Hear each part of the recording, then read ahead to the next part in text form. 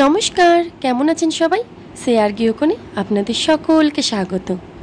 আজ আমি বানাবো বাঙালির একটা ভীষণ জনপ্রিয় খাবার আলু পোস্ত।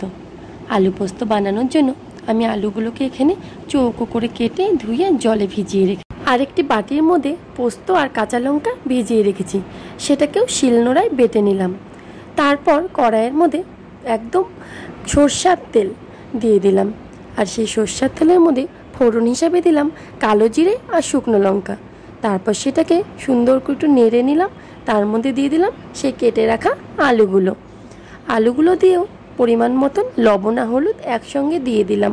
দিয়ে বেশ কিছুক্ষণ নাড়াচাড়া করার পর ঢাকা দিয়ে দিলাম। ঢাকা দিয়ে রান্না করলে খুব তাড়াতাড়ি গলে যায়।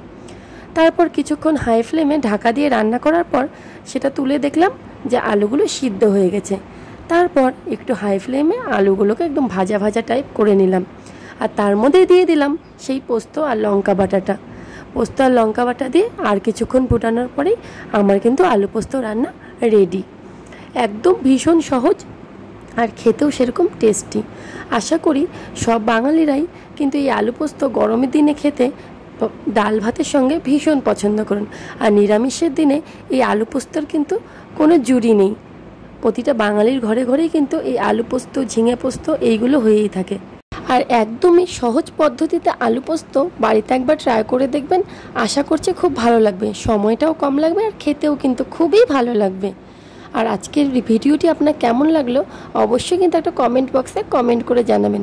আর যদি ভালো লেগে থাকে অবশ্যই একটা লাইক করে দিবেন। আর আপনি কি এখনও আমার সাবস্ক্রাইবার হননি? যদি না হয়ে থাকেন অবশ্যই আমার চ্যানেলটি সাবস্ক্রাইব করে নেবেন এই সুন্দর সুন্দর ভিডিও পাওয়ার জন্য। আজকের ভিডিওটা এতখানি, কাল আবার আসবো নতুন একটা ভিডিও নিয়ে। ততক্ষণের জন্য আপনারা ভালো থাকবেন, সুস্থ থাকবেন আর আমার পাশে ঠিক এইভাবেই থাকবেন। নমস্কার।